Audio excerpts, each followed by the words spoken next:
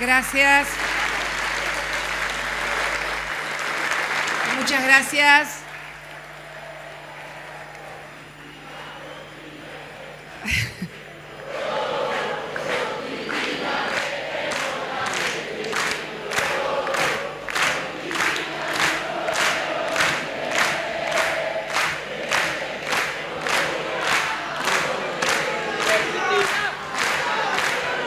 Gracias. Muchas gracias. Muchas gracias. Muy buenas tardes a todos y a todas, señores gobernadores y gobernadoras de las distintas provincias argentinas. Queremos también darle la bienvenida al señor Jean-Luc Mélenchon, que fuera candidato a presidente por la República de Francia, que hoy nos acompaña. Ha querido estar presente en este acto. Le damos la bienvenida. Casi que después de las palabras de Martín Sabatella no debería hablar. Ha sido tan explícito. Ha sido tan explícito. Pero la verdad que es una fecha muy especial. Es una fecha...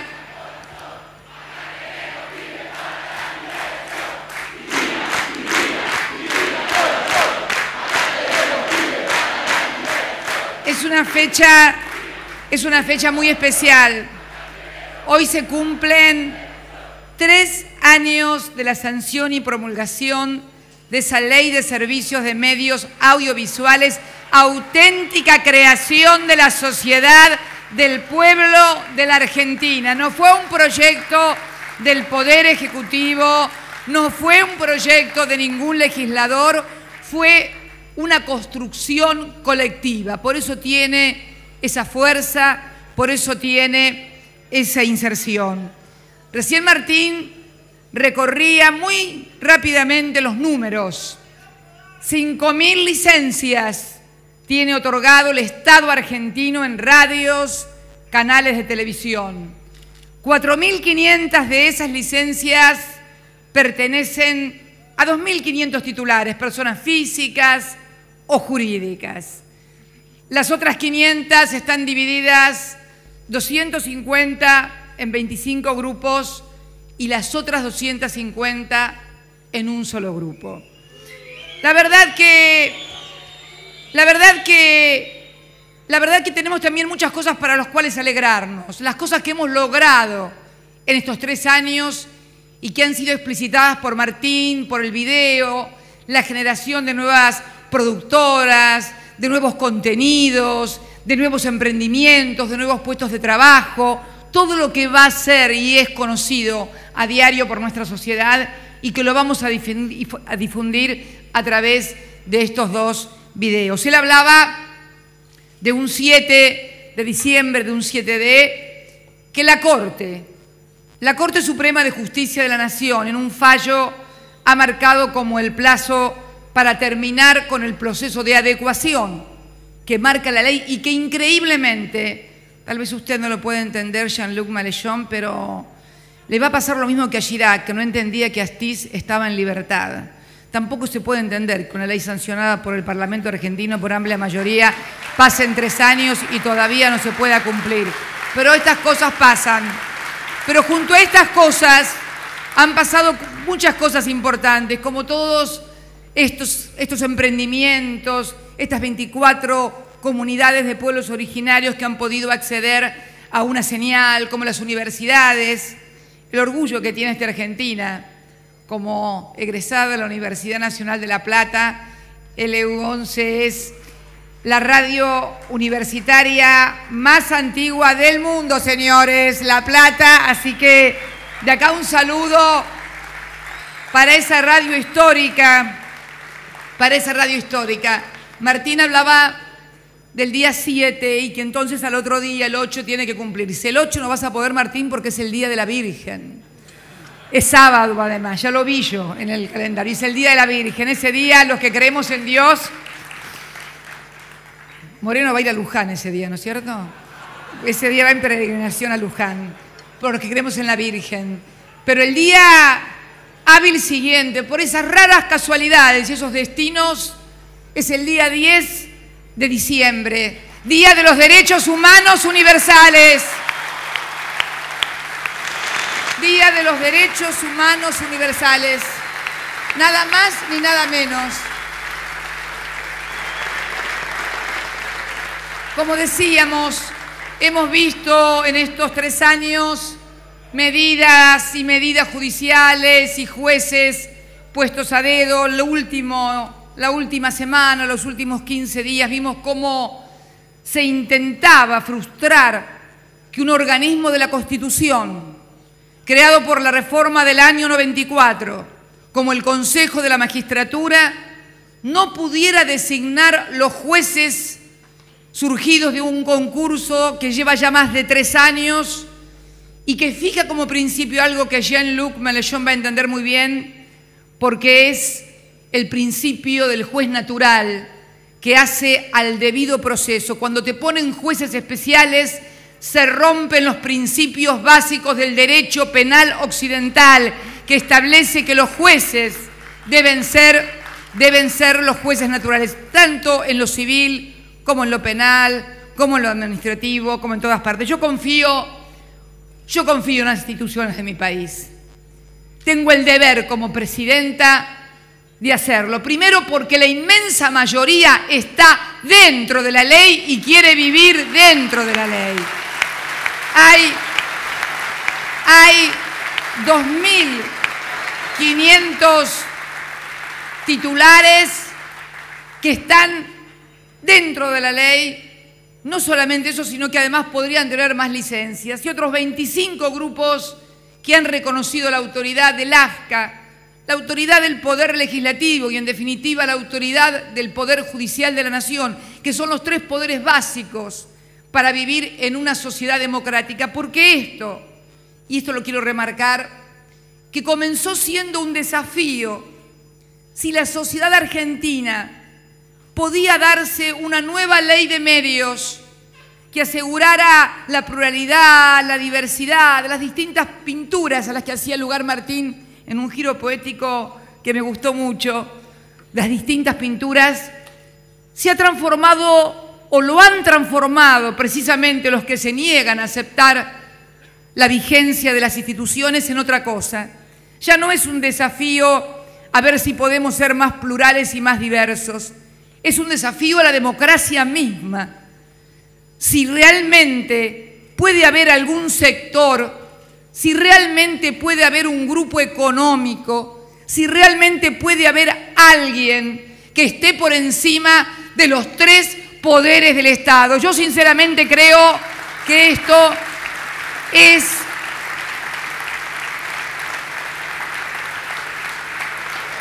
un desafío muy grande.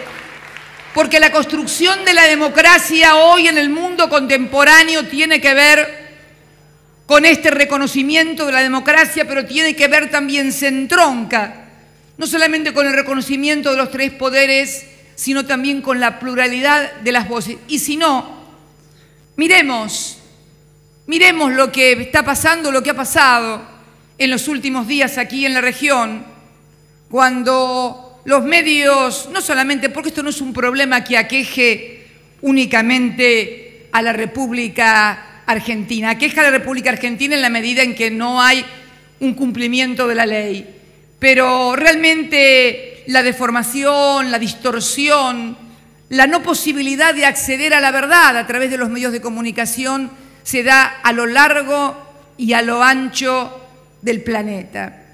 Si ustedes pudieran leer hoy un editorial, la editorial del día de la fecha del New York Times, donde hace mención precisamente a la distorsión y a la deformación. Ustedes saben que va a haber elecciones dentro de unos días, como las hubo en Venezuela hace unos días.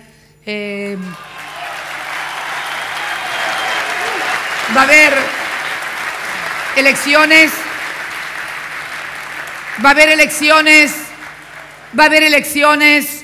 en Estados Unidos el día 6 de noviembre, el martes 6 de noviembre, y compiten, obviamente, no hay que silbar a nadie, son elecciones, van a elecciones y punto.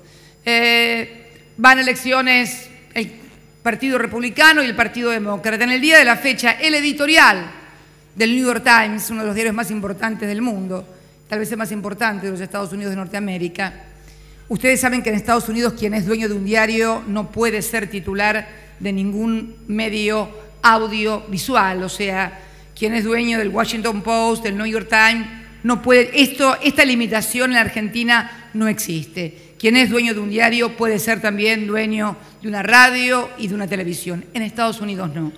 El New York Times, en el día de la fecha, porque se puso en duda las cifras de desempleo, se han puesto en duda las cifras que elimina el Centro de Estadísticas y Censo norteamericano por parte de los republicanos, porque dicen que la cifra de desempleo no es la que anunciaron, del 7,8, sino que es mucho más y que se ha hecho para impulsar la campaña de Obama. Y bueno, y hay una campaña muy fuerte a través también de los medios de comunicación. The New York Times hoy habla de el mundo de las conspiraciones y dice vivir y darse manija. Escuchen, eso no es mío lo de manija. Vivir y darse manija en ese mundo de teorías conspirativas significa rechazar cualquier forma de realidad objetiva. ¿Le suena? Cuando los números de desempleo dan bien, están evidentemente dibujados, encomillado del diario. Cuando las encuestas ponen a Obama al frente, son sesgadas. Los certificados de nacimiento son falsificaciones. Los programas de protección social son favores para partidarios. La reforma del sistema de salud es socialismo y la publicidad de las donaciones de campaña es anti-empresarial. Nadie esperaba que los republicanos celebraran una tendencia positiva para el país. Se escucha lo que estoy leyendo, ¿no? Nadie esperaba que los republicanos celebraran una tendencia positiva para el país, pero casi de inmediato los presentadores en Fox News y los editores de los sitios web de la derecha vieron algo más siniestro, una conspiración liderada por la compañía. ¿Vieron una cosa curiosa? Utilizaron la palabra derecha. O sea, en Estados Unidos los medios saben que hay una derecha. ¿Ustedes escucharon que algún medio de comunicación argentino hable de algún sector de la derecha? Parece ser que todos están del centro para allá. Estas son las cosas que yo admiro de esa democracia. Y más adelante, la acusación es absurda.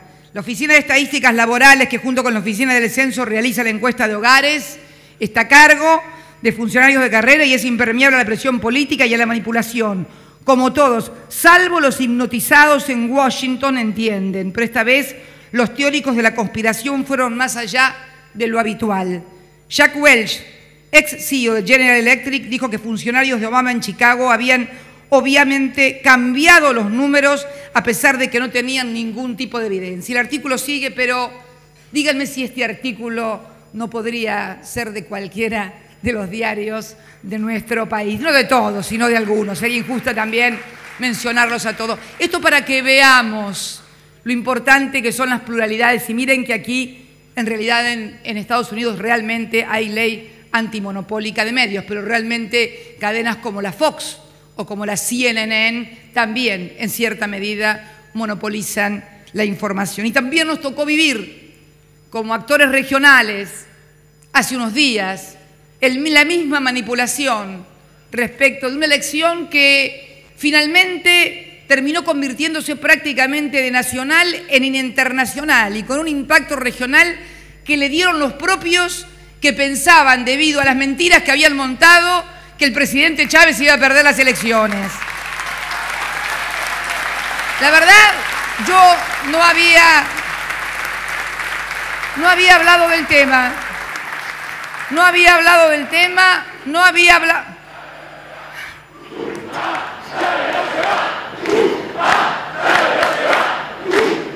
Mañana ya les digo el título, reunión chavista, así que se los adelanto. Pero yo no había hablado de las elecciones porque no acostumbro a hablar de las elecciones de ningún país por una cuestión de no intromisión en los asuntos internos, pero resulta que la oposición o ciertos sectores de la oposición plantearon casi como que había elecciones no solamente en Venezuela, sino también en la República Argentina. Parece como que tuviéramos que tener elecciones todos los meses, o sea, desde octubre acá deberíamos ir a elección todos los meses, y realmente, bueno, fueron presas de su propia estrategia equivocada, en ver todo como una catástrofe, en ver todo mal, en estar, como decía hoy Atilio Borón, en el octavo círculo del Dante, que es el de los mentirosos contumaces. Yo creo que la lección de democracia, de representación, quiero agradecer también las palabras del presidente Chávez, no hacia esta presidenta, sino a quien fuera mi compañero, y el reconocimiento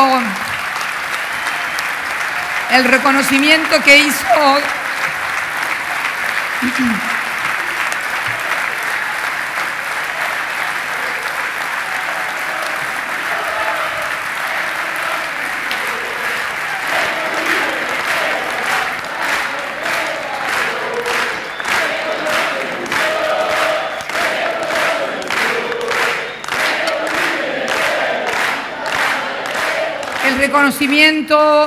que hiciera a quien fuera presidente de todos los argentinos y mi compañero eterno de vida en su labor en Mar del Plata.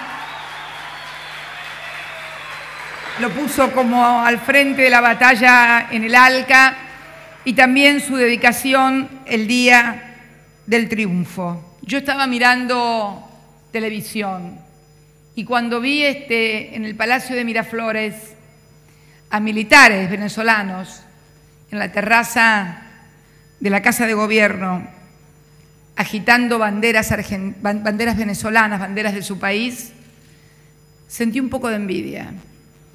Sentí un poco de envidia y me hizo acordar aquel peronismo de los primeros años, del 46, donde pueblo y Fuerzas Armadas estaban absolutamente consustanciados con un proyecto de país. Me emocionó mucho ver a esos militares agitando las banderas de su país en la defensa de un proceso democrático, popular, nacional, diferente, porque cada uno de los gobiernos de la región somos diferentes. Nos une a todos nosotros, sí, o por lo menos a la mayoría de nosotros, un punto en común: la movilidad social ascendente para nuestros pueblos, la inclusión social, las posibilidades de la educación, de la comida, de la vivienda, los derechos.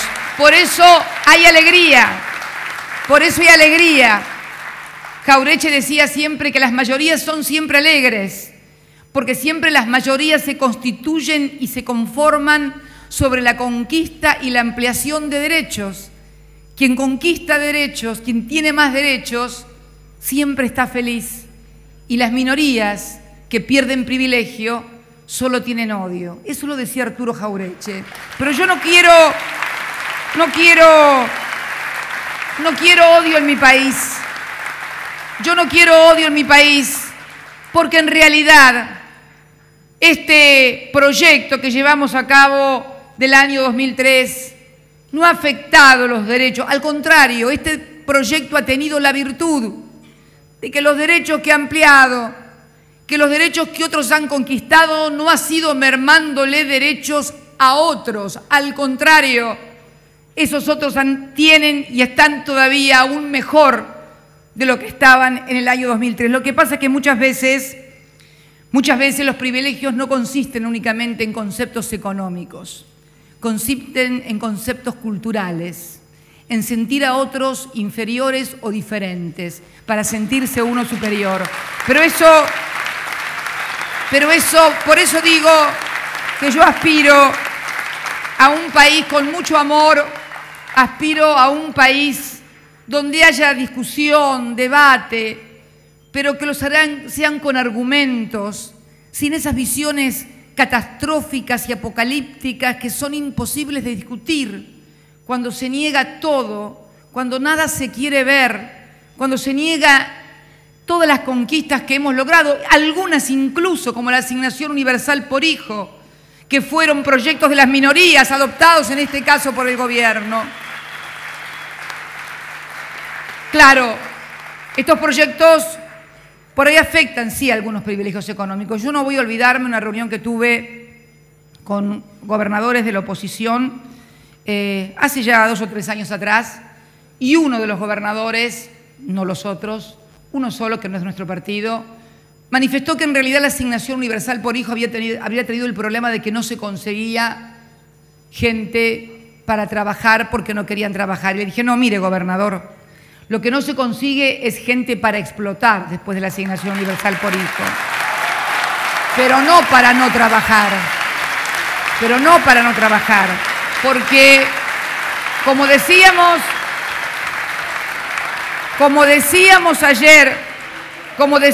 ayer, junto a los compañeros de la Confederación General del Trabajo que vinieron a visitarme, y les comentaba esta anécdota, en realidad la asignación universal por hijo obviamente no ha solucionado los problemas de todos los argentinos, sin lugar a dudas, pero ha permitido completar en muchos hogares un ingreso que les permite llegar a fin de mes. Pero además, ha permitido, y ahí está por ahí el encono de algunos sectores, que ya no puedas poner una empleada en tu casa a trabajar por 200 o 300 pesos únicamente, sino que tengas que pagar más. O conseguir a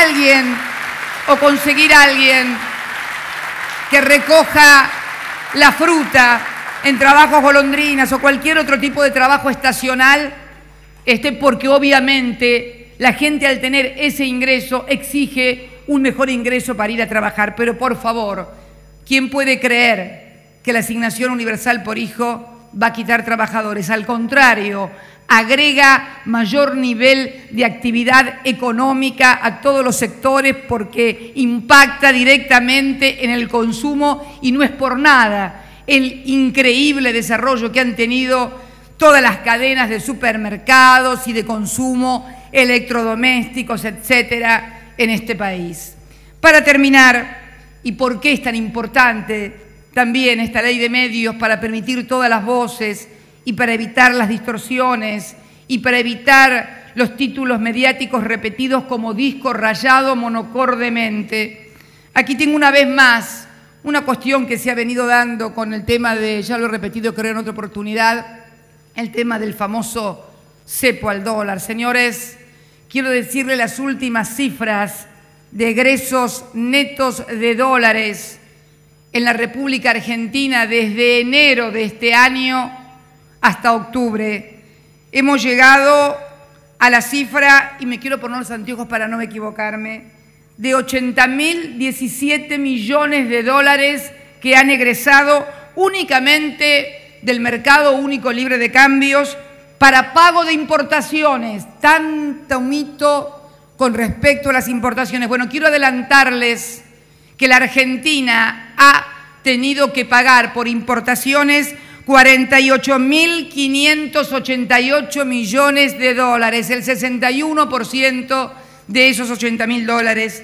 Pagos de deuda, sector privado, 10.505 millones de dólares, gobiernos locales, 553 millones de dólares, el resto en total por deuda no del Estado, que ese es otro capítulo, 11.186 millones de dólares.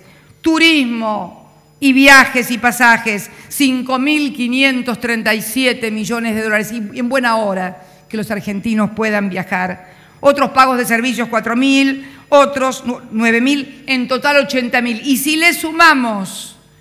le sumamos los dólares que ya no salen del mercado único de cambio, sino que salen directamente de las reservas, porque son los fondos del Fondea para pagar la deuda que estamos pagando los argentinos y este gobierno, proveniente de etapas pasadas y de otros gobiernos, llegamos a, entre enero y septiembre del 2012, 6.357 millones de dólares entre títulos y organismos multilaterales.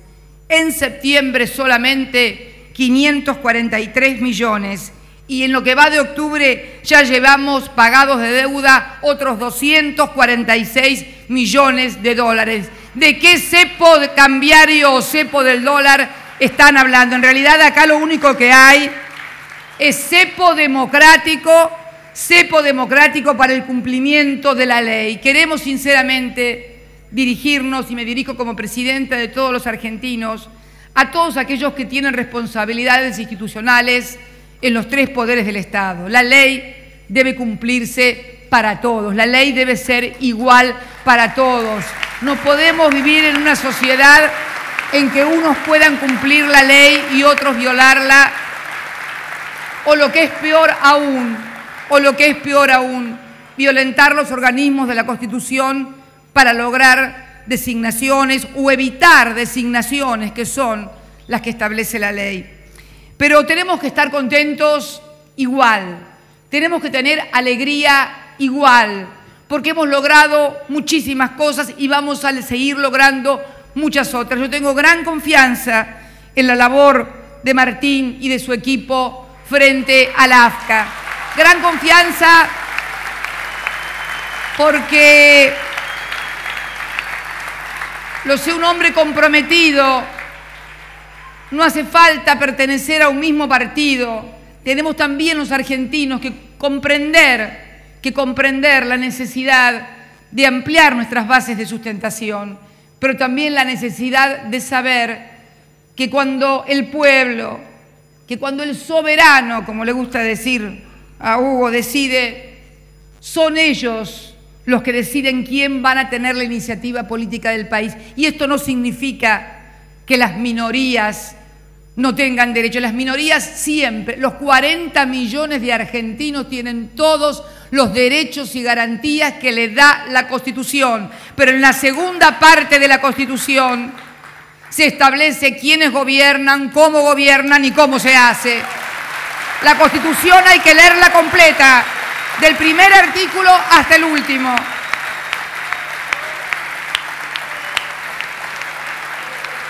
Y además,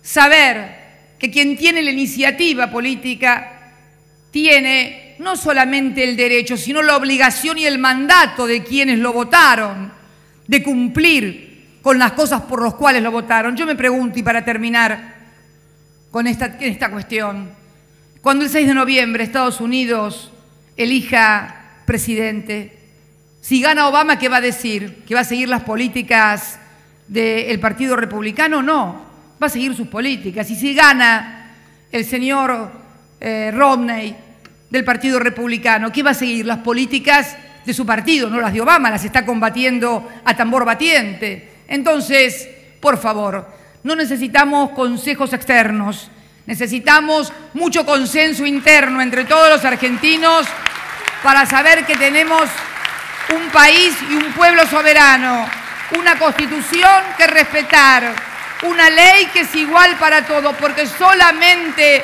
nos hará libres, solamente seremos verdaderamente libres todos y cada uno de los 40 millones de argentinos si cada noche, cuando nos acostamos, luego de saludar a nuestros hijos, de darle un beso a nuestro compañero al que le quede y tiene la suerte de tenerlo, apaga la luz y sabe que la ley es para todos y que al otro día todos van a tener las mismas obligaciones. Yo quiero vivir en ese país, no en ningún otro, y es este mi país, la República Argentina. Muchas gracias y buenas tardes a todos.